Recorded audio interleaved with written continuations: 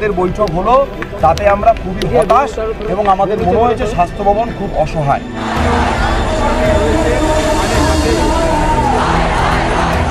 আজকে আরজি করের বুকে যে ঘটনা ঘটেছে, যে নরকীয় ঘটনা ঘটেছে এবং 14 তারিখ রাতে যে গুন্ডারাজ চলেছে, তার কোনো সদুত্তর এখনও আমরা পাইনি। ছাত্রছাত্রী নিয়ে যে আশা, সেই রিটেন অ্যাপয়েন্ট করা হচ্ছে, তার কানে কি পৌঁছাবে? যার জন্য আজকে তোমাদের কানে পৌঁছানোর জন্যই তো আমাদের এত লোক, এত গলার জোর। না না না না, উনি একদিন এসেছিলেন, তারপরে চলে গেছেন, তারপর থেকে আর আসেনি।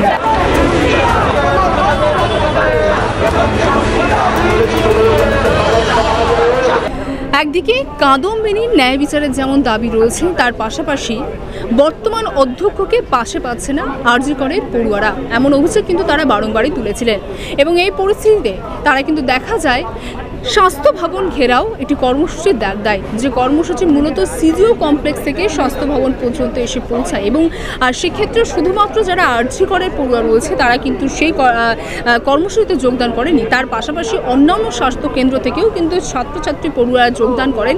এবং সেক্ষেত্রে তাদের দাবি একটাই, কাদম্বিনীর ন্যায় বিচার। এবং অন্যদিকে আরেকটি দাবি যে বর্তমান যিনি অধ্যক্ষ রয়েছেন আরজি করের, তিনি যদি এমনভাবেই চলেন, তিনি যদি তাদের সঙ্গে কোনো রকম কোনো সাড়া না পান তার কাছ থেকে তারা, সেক্ষেত্রে তাকে কিন্তু বদলি করতে হবে। অর্থাৎ যেমন সন্দীপ ঘোষের পদত্যাগ হয়েছিল, সন্দীপ ঘোষ যেমন ইস্তফা দিয়ে দিয়েছিলেন, তেমনভাবেই যিনি বর্তমান অধ্যক্ষ রয়েছেন তারও কিন্তু একই জিনিস করতে হবে, এমনটাই কিন্তু তারা দাবি নিয়ে এগিয়েছিলেন। এবং দেখা যাচ্ছে ইতিমধ্যে স্বাস্থ্য ভবনে কিন্তু তাদেরই একটি প্রতিনিধি দল কিন্তু ঢুকেছে ডেপুটেশন জমা দিতে, যে ডেপুটেশনে মূলত এই সকল দাবি দাবাই কিন্তু রয়েছে। তো চলুন সেক্ষেত্রে একটু তাদের সঙ্গে কথা বলে নেব এবং স্বাস্থ্য ভবনের তরফ থেকেই বা তাদেরকে কি আশ্বাস দেওয়া হচ্ছে তা তাদের কাছ থেকে জেনে নেব। মঞ্চ থেকে প্রথম থেকে তোমাকে দেখা যাচ্ছে এবং আজকে এই যে স্বাস্থ্য ভবন ঘেরাও, সেখানেও তোমার উপস্থিতি রয়েছে, যেই ডেপুটেশন তোমরা জমা দিতে এসেছো, কি মনে হচ্ছে কতটা আশ্বাস পাবে স্বাস্থ্য ভবন থেকে? দেখুন, আশাবাদী তো আমরা প্রথম দিন থেকে, আমরা তো প্রশাসন বা সেটা হাইকোর্ট, মহামান্য হাইকোর্ট হোক, সুপ্রিম কোর্ট, সবার কাছে তো আমরা আশা ছাড়া আমরা স্টুডেন্টরা আর কী করতে পারি। আমরা আশা চাইছি এবং আমরা এই প্রোটেস্টটা আমরা কন্টিনিউ করতে চাইছি, যাতে আমরা সুবিচার পাই, আমরা একটা সুষ্ঠু পরিবেশ পাই। আজকে আরজি করের বুকে যে ঘটনা ঘটেছে, যে নরকীয় ঘটনা ঘটেছে এবং 14 তারিখ রাতে যে গুন্ডারাজ চলেছে, তার কোনো সদুত্তর এখনও আমরা পাইনি।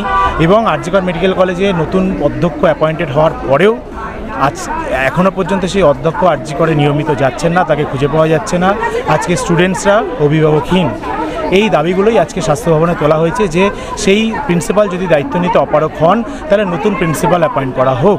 আমাদের দাবিগুলো কার কাছে জানাবো? আমাদের অভিভাবক তিনি যদি না আসেন, তাহলে এটা তো এইভাবে তো মেনে নেওয়া যায় না। সেই দাবিই আজকে পাঠানো হচ্ছে। দেখুন, আমরা তার কাছে কি যাবে? যাওয়া তো উচিত। এখন তিনি যদি সবই তো দেখছেন, প্রশাসন তো সবই দেখছেন, তারা যদি না পান তাহলে আন্দোলন আরও জোরদার হবে, এটাই বক্তব্য। প্রিন্সিপাল নতুন অ্যাপয়েন্ট করা হচ্ছে, তার কানে কি পৌঁছাবে? যার জন্য আজকে তোমাদের কানে পৌঁছানোর জন্যই তো আমাদের এত লোক, এত গলার জোর। কানে পৌঁছাক, সেটাই আমরা চাই। আচ্ছা, কেন্দ্রীয় জওয়ানদের আপনাদের সুরক্ষার জন্য আবার আর্জি করে নামানো হয়েছে, কি বলবে সেই বিষয় নিয়ে? কারণ এই বিষয় নিয়ে প্রশ্ন তোলা হচ্ছিল সুপ্রিম কোর্ট, এবং সুপ্রিম কোর্ট থেকে সেন্ট্রাল ফোর্স বলছেন তো, দেখি তারা কতটা প্রোটেকশন দেয় আমাদের। কিন্তু শুধু প্রোটেকশন দিলেই তো কালপ্রিট ধরা পড়বে না, কালপ্রিট ধরা পড়ুক, জাস্টিস পাই, এটাই আমাদের প্রাথমিক দাবি। 15 তারিখে তো পুলিশের প্রোটেকশন ছিল, তারপরেও হয়েছে, আপনারা দেখেওছেন পুলিশ কিরমভাবে দাঁড়িয়েছিল, কিছু করেনি, কোনো সাহায্য করেনি। দেখুন, প্রিন্সিপাল আমাদেরকে ছেড়ে চলে গেছে। যেদিন আমাদের ওপর হামলা হয় সেই দিনও প্রিন্সিপালকে আমরা পাইনি। আর সিবিআইয়ের ওপর আমাদের এখনও পর্যন্ত ভরসা আছে। কিন্তু ব্যাপারটা হলো যে সিবিআই এখনও 7 দিনের পরও না সন্দীপ ঘোষকে অ্যারেস্ট করেছে, না কাউকে এখনও পর্যন্ত অ্যারেস্ট করছে। তাই আমরা সিজিও কমপ্লেক্স থেকে আমাদের এই আন্দোলনটা ছিল মেনলি। আমরা চাই যে সিবিআই যত তাড়াতাড়ি আমাদের মানে গ্রেপ্তার করে, কারণ এটা একার কারো পক্ষে সম্ভব না, এটা আমরা প্রথম থেকেই বলে আসছি। এবং আমরা চাই যে যত তাড়াতাড়ি সবাই গ্রেপ্তার হয়, ততই আমরা আমাদের এই জন্য জাস্টিস।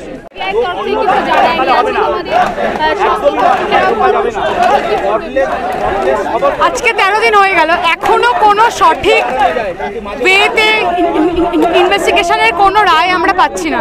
তাই আজকে আমরা স্বাস্থ্য ভবন ঘেরাও করতে এসেছি। একটা ধৈর্যের সীমা থাকে মানুষের, সীমাটা আমাদের একদম ক্রস করে যাচ্ছে লিমিট। আর কত আমরা সহ্য করব? মানে আর্জেন্ট আমরা চাই যেটার কিছু একটা ইনভেস্টিগেশন হয়, কারণ আমরা জাস্টিস পাই যেন দিতে পারি।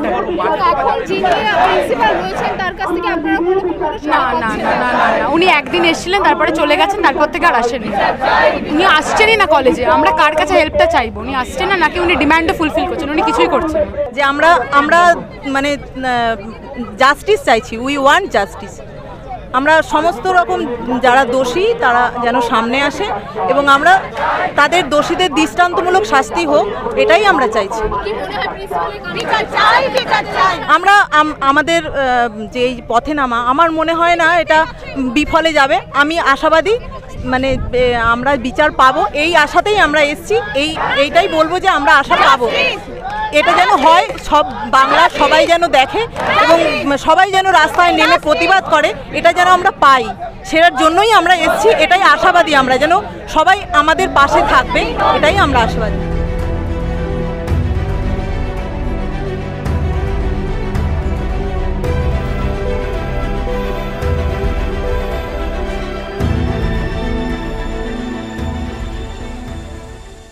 আমরা আজকে পশ্চিমবঙ্গের প্রত্যেকটা মেডিকেল কলেজ হাসপাতালের সমস্ত জুনিয়র ডাক্তাররা মিলে আজকে এই স্বাস্থ্য ভবনে কিছু প্রশ্নের উত্তর জানতে এবং কয়েকটা দাবি নিয়ে এসেছিলাম।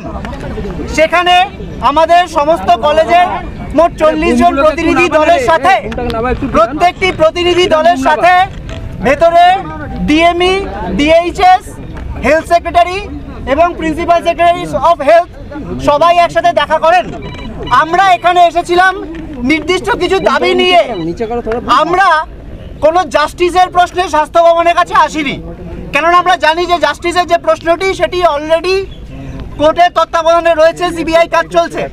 আমাদের যে দ্বিতীয় দাবি ছিল যে সেই দিন রাতে যারা প্রিন্সিপাল, তৎকালীন প্রিন্সিপাল, তৎকালীন এমএসভিপি ডিন এবং তারা এবং 14 তারিখ অ্যাটাকের সময় যে প্রিন্সিপাল ছিলেন তাদের প্রশাসনিক ব্যর্থতার দায় নিয়ে তাদেরকে আর কোনোভাবেই তাদেরকে প্রশাসনিক ব্যর্থতার দায় নিয়ে সবাইকে যে পদত্যাগের যে দাবি আমরা করেছিলাম, সেই ব্যাপারে স্বাস্থ্য ভবনের কি উত্তর এবং এবং এবং ভবিষ্যতে তাদের যাতে কোনোভাবেই কোনো জায়গাকার প্রশাসনিক কোনো পদে না রাখা হয়, তার যে ন্যায্য দাবি আমরা প্রথম দিন থেকে রেখে এসেছি সেটি আমরা রাখি। খুব আশ্চর্যজনকভাবে প্রথমে জানানো হয় যে এই দাবিগুলো প্রথম যে তারা নোট ডাউন করলেন যে হ্যাঁ আচ্ছা প্রথম তাহলে তোমাদের কথা আমরা কনসিডার করছি। আমরা বলি যে আমরা 1 ঘন্টা সময় দিচ্ছি, আপনারা প্লিজ নিজেরা আলোচনা করুন। এবং বর্তমান যে প্রিন্সিপাল আজি করে বর্তমান প্রিন্সিপাল সুরিতা পাল, যিনি দায়িত্ব এড়িয়ে যাচ্ছেন, 14 তারিখের প্ল্যান মব অ্যাটাকের পর তিনি আর হসপিটালে আসছেন না।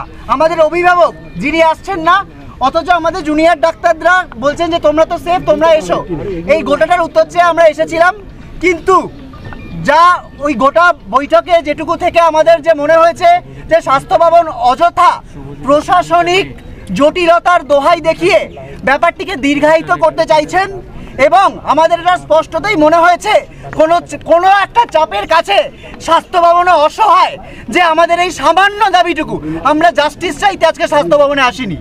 আমরা চাইছিলাম যে আমাদের যে সামান্য দাবি ছিল যে এই যে পদগুলোতে যে লোকগুলো ছিলেন তাদের যাতে প্রশাসনিক ব্যর্থতার দায় স্বাস্থ্য ভবন স্বীকার করুক এবং তাদের যাতে আর কোনোভাবেই কোনোদিন প্রশাসনিক পদে না রাখা হয়। কিন্তু আমাদের মনে হয়েছে আমাদের এই সামান্য দাবি আমরা এতক্ষণ অপেক্ষা করার পরেও তারা মেনে নিতে পারলেন না। ওনারা ভার্বাল অ্যাসিওরেন্স দিয়েছেন যে দেখছি দেখব, কিন্তু আমাদের মনে হয়েছে যে স্বাস্থ্য ভবন কোনো একটাভাবে অসহায়। তো আজকে আমরা স্বাস্থ্য ভবনের সাথে এই বৈঠকে অত্যন্ত হতাশ এবং আমরা বারবার জানাতে চাইছি আমাদের ন্যায় বিচারের যে আন্দোলন, সেই আন্দোলন কিন্তু আমরা একইভাবে চালিয়ে যাব। এর পরবর্তী কি পদক্ষেপ বা কি সিদ্ধান্ত নেবেন? আপনারা 1 ঘন্টা আলটিমেটাম দিয়েছিলেন, সেই 1 ঘন্টা তাদেরকে পদ থেকে সরানো বা অপসারণের। আমরা 1 ঘন্টা আলটিমেটাম পদত্যাগ দিয়েছিলাম, ওনারা বলেছিলেন আমরা দেখছি। আমরা 1 ঘন্টা পর দেখলাম কোনো সদুত্তর তারা দিতে পারছেন না। আমরা এখান থেকে বেরিয়ে এসেছি। আমাদের মনে হয়েছে ওখানে আরও বেশি আলোচনা করে দীর্ঘায়িত করা আমাদের আন্দোলনের সময় নষ্ট। আমাদের মনে হচ্ছে এই যে আজকে আমরা এত 5,000 6,000 ডাক্তাররা মিলে এলাম, এবং তাদের রিপ্রেজেন্টেটিভরা ভেতরে এলাম এবং মানে আমরা জানি এর আগে অনেক কিছু দাবি, যেমন আমাদের যিনি এক্স প্রিন্সিপাল ছিলেন উনি রিজাইন করলেন, তাকে খুব মানে তাড়াহুড়ো করে 4 ঘন্টার মধ্যে অন্য একটি কলেজের প্রিন্সিপাল করে দিলেন। কিন্তু অথচ এই ক্ষেত্রে আমরা যে ছোট ছোট দাবিগুলো নিয়ে এসেছি সেইগুলো ওনাদের মানতে এত সময়, এত প্রশাসনিক জটিলতা কেন আমরা বুঝতে পারলাম না। স্পষ্টতই আমরা এই যে আমাদের বৈঠক হলো তাতে আমরা খুবই হতাশ এবং আমাদের মনে হয়েছে স্বাস্থ্য ভবন খুব অসহায়। এবার কি করবেন? আপনারা কি স্পেসিফিক কোনো নাম দিয়েছিলেন যে কাদের কাদের আপনারা প্রশাসনিক আমাদের দাবিগুলো যদি দেখেন সেই দাবিতে পরিষ্কার লেখা আছে যে আমরা কি কি চাই, সেগুলো লেখা আছে। এবং এটার সাথে আমাদের আন্দোলনের কিন্তু কোনো যোগ নেই। আমাদের আন্দোলনের যে মূল দাবি জাস্টিস, সেইটা চাইতে কিন্তু আমরা এখানে আসিনি। এটা গেল প্রথম কথা। তাই এখানে কি সিদ্ধান্ত হলো সেই অনুযায়ী আমাদের আন্দোলন কিভাবে চলবে তার উপর নির্ভর করছে না। কালকে সুপ্রিম কোর্টের হিয়ারিং আছে, আবার কালকে সুপ্রিম কোর্ট সিবিআইয়ের কাছে জানতে চেয়েছে।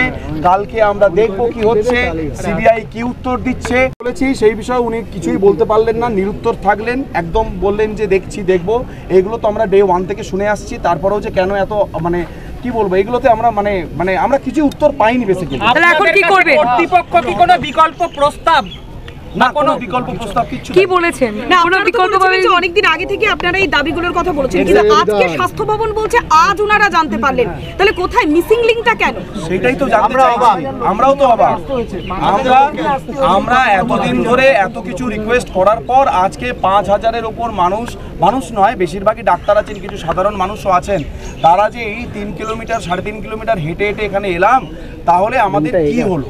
আমরা তো খুব ছোট্ট কিছু দাবি নিয়ে এসেছিলাম, মহামান্য মানে এমন কিছু তো দাবি নিয়ে আসিনি যে আমাদেরকে এইটা করে দিতে হবে ওইটা করে দিতে হবে। এই দাবিগুলো আমাদের প্রথম থেকেই খুব ক্লিয়ার, যেখানে 4 ঘন্টার মধ্যে একটা অর্ডার পাস হয়ে যেতে পারে, যেখানে খুব ইমিডিয়েটলি বিভিন্ন প্রফেসরকে ট্রান্সফার করিয়ে আবার সেই ট্রান্সফারের অর্ডার উইথড্র করে নেওয়া যেতে পারে। তাহলে এই ছোট্ট ছোট্ট কিছু দাবি মানতে এত সময় কেন আমরা বুঝতে পারলাম না। স্পষ্টতই আমরা খুবই হতাশ এবং আমরা মনে করি আমাদের এই আন্দোলনে যারা আছেন আপনারা সবাই, আমার মনে হয় যে স্বাস্থ্য ভবন খুব অসহায়। সিজিও কমপ্লেক্সে এখানে এলে এখানে তারা এত সময় অপেক্ষা করে বলছেন জটিলতা আছে, কিন্তু আমাদেরকে ভেঙে পড়বে। আদৌ এত দূর এসে যে যাত্রা করলে কোনো সুবিধা হলো? আমরা তো আমাদের যেটা খুব সামান্য দাবি, যে ওই দিন যে ঘটনা ঘটেছিল সেই দিন যারা যারা আরজি করে অ্যাডমিনিস্ট্রেশনে ছিল তারা আরজি করে অ্যাডমিনিস্ট্রেশনে থাকতে পারবে না এবং অন্য কোথাও অ্যাডমিনিস্ট্রেশনে তাদের রাখা হবে না।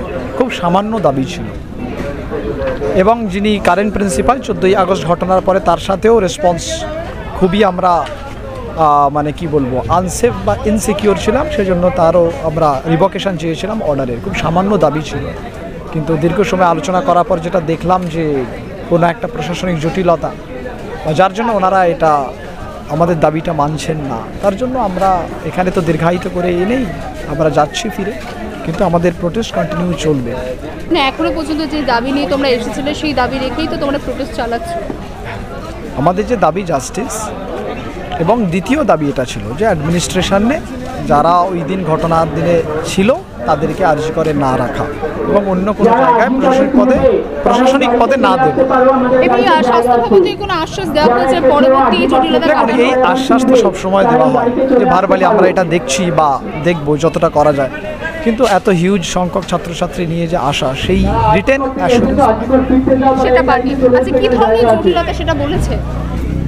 না, মানে ওনারা যেটা বলছেন যে ওনারা ভারবালি যেটা বলছেন সেটা তো অফিসিয়াল আমরা কিছু পাচ্ছি না।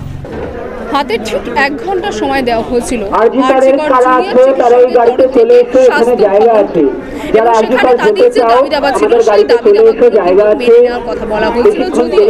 দীর্ঘ সময় অপেক্ষার পরেও স্বাস্থ্য ভবনের তরফ থেকে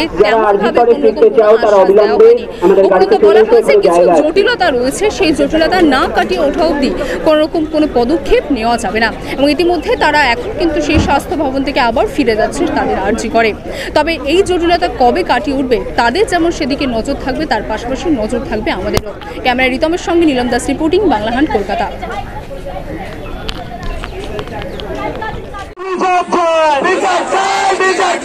আমার